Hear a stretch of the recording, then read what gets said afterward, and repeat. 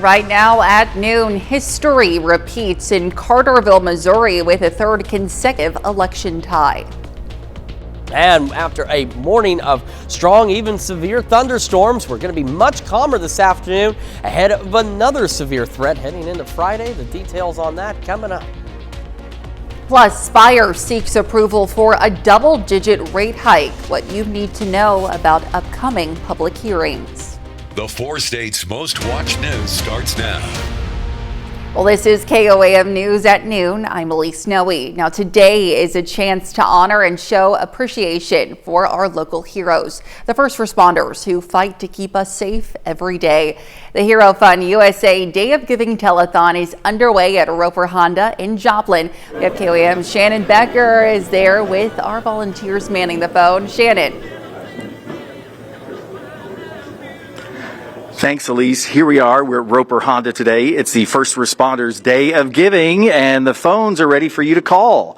We've got Nevada Fire Department here, McCune Fire Department, I think, are coming. Also, White Rock Fire Department, a lot of them are behind us. Joplin Police. What it is, you can call in and be a part of the Hero Fund Giving. So, departments have budgets, and not everything is covered in a budget that they need. So, they can request items from the Hero Fund, and you can stand in the gap for first responders, so police and fire and other agencies.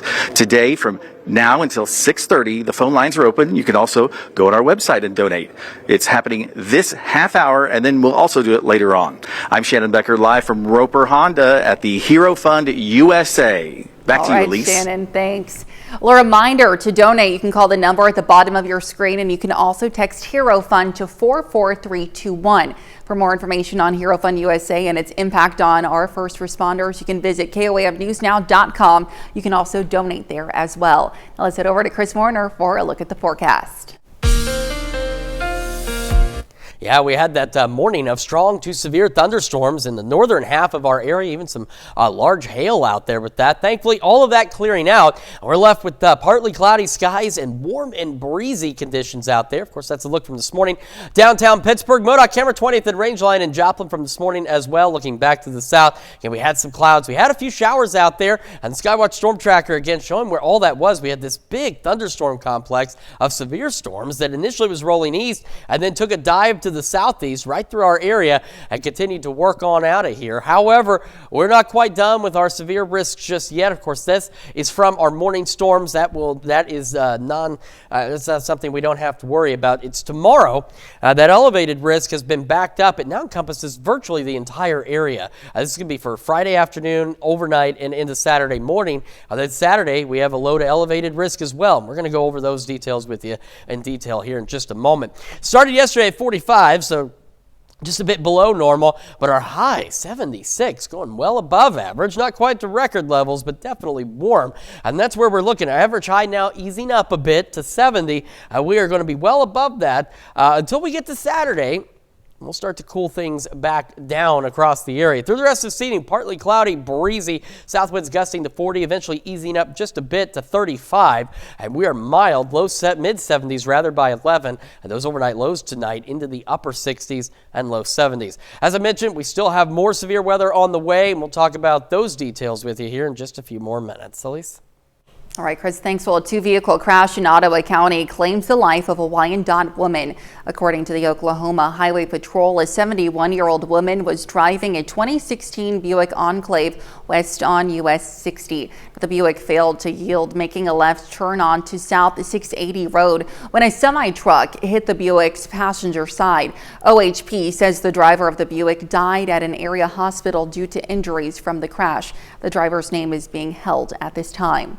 Well, election season isn't over for Carterville residents. At Tuesday night's meeting, City Council meeting, Carterville officials accepted election results from April 8th. Now, there were 2 ties for City Council seats in Ward 3. A special election will be held April 29th to determine the winner of a 1-year term that write-in candidates Crystal Buckner and Larry Wald tied for, with 1 vote each. Now, for a 2-year term, Cody Franks and Mike Dudley also tied, but Franks was named the winner last night after Dudley bowed out. At the Carterville United Methodist Church, there'll be a special election all day, just like a regular election, you know. So it comes at a cost to the city, but we are incurring it. We've already wrote the check, and it's being sent out.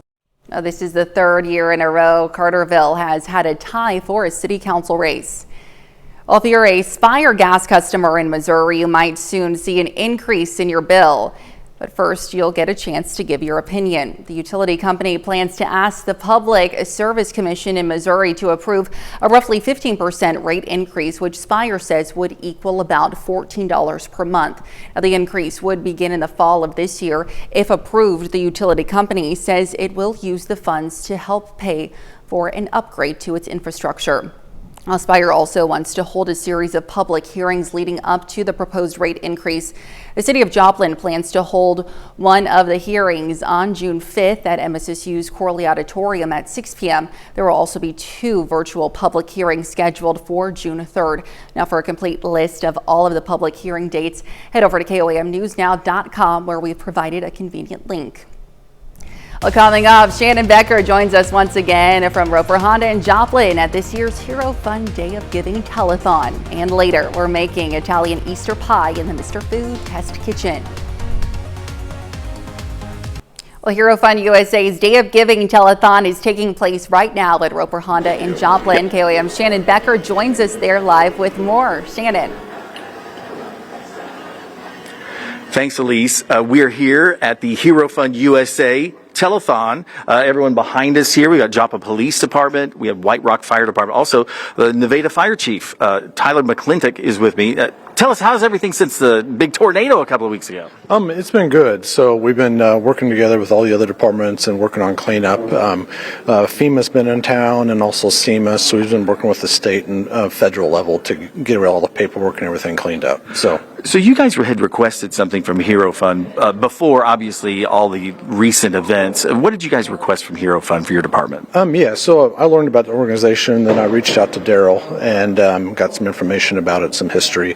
So we were, you know how budgets can be tight through the years, so we were working on getting some more additional bunker gear for the firefighters. So we reached out and applied with their organization to get some more bunker gear, some more funding for that. So what does bunker gear cost to us normal people? We don't necessarily, is that a big idea, big thing? So they come down and usually they'll custom fit the person so it fits properly. It's usually about $4,000 per set of bunker gear. Wow. So yeah, it's for a budget, it's pretty financially take a lot on the department. So you guys are doing well, though. You said FEMA's in town. Things will be back to normal soon in Nevada? Cleanup's been real good. We had a lot of volunteers and help out with different organizations. But yeah, FEMA's helped out a lot, and also different volunteers in different city departments. Yeah. So, well, thanks for coming down, all right? All right, I appreciate it. Nevada Fire Chief with us, and now also these other departments that are here, the White Rock Fire Department, they're near Jane, Missouri. They've requested something from Hero Fund. Also Joplin Fire Department, Joplin Police Department, they're here. They requested help with purchasing a drone that's outside of their budget. We'll tell you more about that, and you can also donate right now if you want to be a part. Go to our website. You can see at the bottom of the screen, or call the phone number. The phone bank is open right here. We're at Roper Kia. I'm Shannon Becker, KOAM News Now, and back to you, Elise. All right, Shannon, thanks. Well, still to come on KOAM News at noon, Mr. Food. I can't think of the last time that I've been this excited about a recipe. Join me today as I share what I'll be serving for Easter brunch. And we're continuing to track thunderstorm chances into the holiday weekend. We'll break down the details and what you need to know when we come back.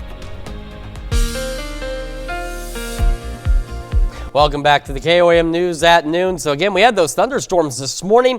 We had some severe thunderstorms and some large hail with some of these storms as well. Thankfully, those have moved on out of our area. We are done with them for today. But our threat for strong to severe storms will return as we head into Friday. Quick look outside from this morning, downtown Pittsburgh. We had those partly cloudy skies. We will continue to have partly cloudy skies. We've got some clearing done, though, behind that first round of storms. But as I mentioned, we're not quite done yet. Now, this risk was associated with that morning activity. It is done. It's over for us now. It's tomorrow. We have that elevated risk, which has grown, as you can see, compared to yesterday. It encompasses most of the area. As I mentioned earlier, we have that low to elevated threat as we head into Saturday as well. Now, tomorrow, breaking down the details, we have a low tornado risk across the entire area. Our bigger concerns with the strong to severe thunderstorms tomorrow afternoon and overnight are going to be for large hail and damaging wind gusts. That's why we have the elevated risks out there for us. So, future track heading through the rest of this afternoon. Again, partly cloudy skies, quite windy. Those south winds gusting upwards of 40 miles an hour. And overnight, they ease up about that much. They'll start gusting to 35 miles an hour. Partly cloudy overnight and into tomorrow, very mild tonight. And then tomorrow, what we got to watch, and this is, we talked about it yesterday and talk about it again. It's not a guaranteed certainty, but there's the possibility we could get some prefrontal storms ahead of that main cold front, which by this point is still going to be off to our north and west. If we see any of these little pop-up storms in any of these areas ahead of the front, they could potentially become strong to severe on their own. So it is something we want to watch, maybe even as early as noon tomorrow. Of course, the main line is going to be that cold front that comes through. But we do have to watch these prefrontal storms because they're going to, look at the temperatures. We got the winds, we got the moisture, we got the energy. They're going to be a zone that could allow them to intensify. So we want to watch that closely. But otherwise, that cold front starts to roll in, maybe 8 o'clock, as early as 8 now, and it will set off additional showers, thunderstorms, which could be strong to severe. This is where our wind and hail risk will come from. They will continue overnight and into Saturday. And as we go through our Saturday, front, as you can see, is kind of stalled out. Here we are at noon. So we're warmer to the south and east of it, chillier to the north and west of it, and in that zone, that's why we have that low to elevated severe risk almost right through here and southeast as we head into our Saturday, because that front stalling out will allow storms ahead of it in the warm, moist sector to potentially become strong to severe, where storms back behind it may not necessarily have that same opportunity. And if you look here, here's that front. It actually retreats back a wee bit to the northwest, and by Sunday at 1 o'clock in the morning, additional strong, potentially severe thunderstorms will be out there. And that's what we got to talk about too, is heading into Easter Sunday.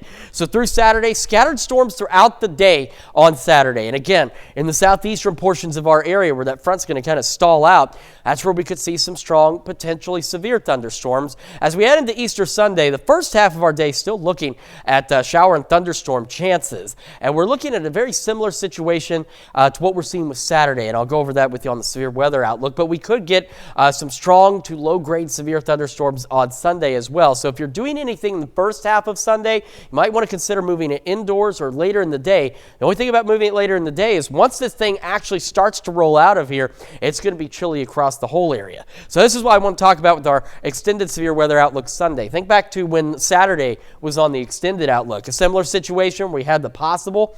Well, that became the elevated area, and then that low risk was added to the northwest side of it. And I think this is going to be the same situation as we head into Easter Sunday. We'll have this elevated zone and a low zone that'll be added to the northwest of it. So we got to watch all of this as we head into the holiday weekend. So again, low to mid 80s today, those south winds gusting. They continue to do so tomorrow. Upper 70s, low 80s tomorrow. Thunderstorm chances through the holiday weekend. Cooler through the holiday weekend as well. Not a bad day on Monday, back to normal. Then we warm back up with more storm chances next week. Elise? All right, Chris, thanks. Well, as you can see, spring is in the air, and so is the urge to clean. Now, according to American Cleaning Institute, 80% of Americans take part in spring cleaning each year. To help you tackle the dust and clutter, we caught up with Drew's cleaning crew in Joplin for their tips on keeping your home looking spotless, and you can find that on KOAMnewsnow.com. Well, stick around. We're making Italian Easter pie in the Mr. Food Test Kitchen. We'll be right back. And a reminder to donate to the Hero Fund USA. You can call the number at the bottom of your screen, and you can also text 44321.